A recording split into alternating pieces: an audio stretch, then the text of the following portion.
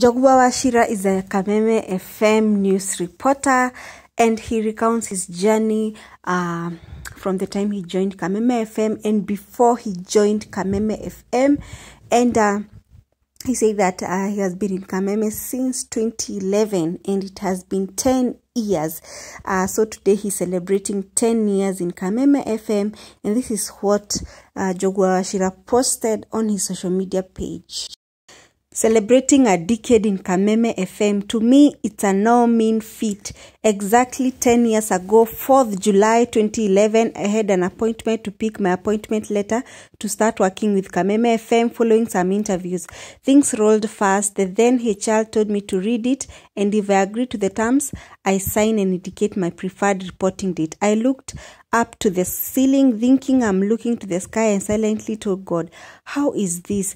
I prayed for this job all this long. Halafu naambiwa niseme nataka kuanza lini. I indicated the same day as the reporting date. This took the HR by surprise and quarreled whether I had understood the content of my appointment letter. You mean you want to start right away? And I quickly responded to the affirmative. Direct to the newsroom, and I was received by my friend, my mentor, and my destiny connector, George Wawero, who had for the last 16 months before that very date kept my hope alive that one day a chance will open at Kameme FM, and he had confidence that I will sail through. I will call him twice or thrice per week in those 16 months without him getting fed up with my nagging push.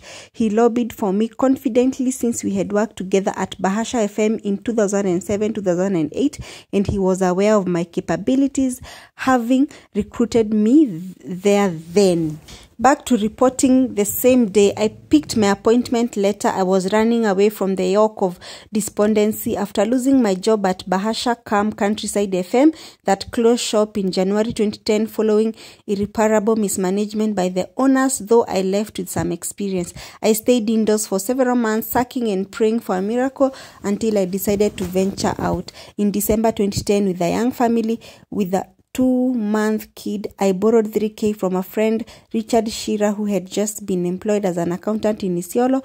Today, he is more senior working in Embu. With that capital and some invigorated hope, I joined my friend Njoroge Kimani, who had several months earlier started working as a hawker in Ngara after he lost a job as a teller in a bank. We will source some new stock in Gikomba very early in the morning and parade our wares at Ngara the rest of the day till dusk. Luckily, in my 7-month stint there, we had no running battle with city askaris, notorious Kanjo.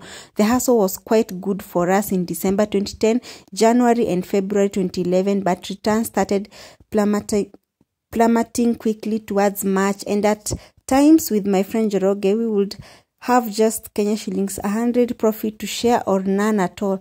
Thus, the day I joined Kameme FM, our hustle was in the doldrums, but we clutched to the straws. That's why I had to report there and then. I couldn't imagine another day ya kupayuka tops na mia.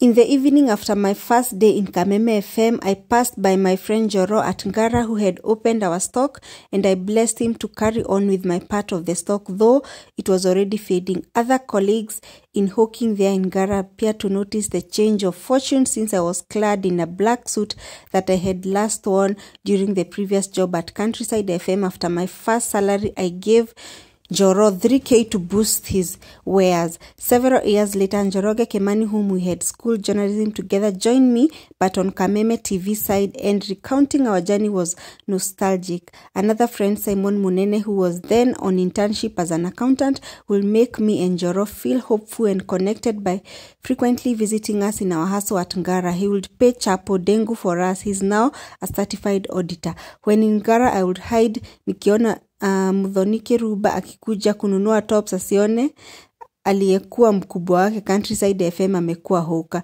She wasn't weather beaten as many of us after losing the job. Little did I know it was just but a stage in life. During that Ngara hustle, my wife would make our stock newer by periodically washing and ironing it, such that tukifika Ngara na Njoro tuna shout Malini ya camera and our bees would appear jump-started. My 10 years in Kameme FM have been good but not without challenges. As I celebrate the decade, I take this opportunity to thank Mr. George Wawero for the confidence he had in me as he lobbied for me passionately, to Mr. Anderson Wawero as the head of news then and now, who trusted that this young man suggested to him by George will be up to the task. He has always chaperoned me positively, and to the then head of radio, Honorable Wanjiko Kibe, who embraced and helped orient me, and the few others new blood then whom we were employed around the same time. There are several other people planted by God in other stages of my life before the happenings, this story, and after. But today, as I clock 10 years with a station I long envied to work for, I choose to celebrate the three: George Wawero, Anderson Wawero, and Honorable Wanjiko Kibe.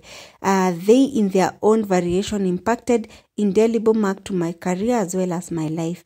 And to God be the glory. Kindly help me celebrate them.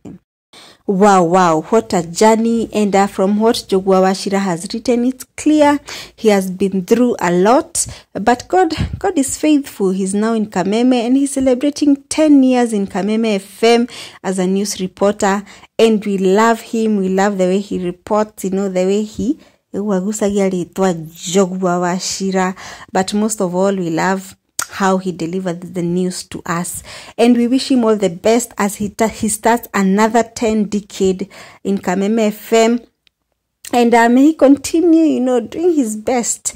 And guys, that is the journey of Njogu Wachira, and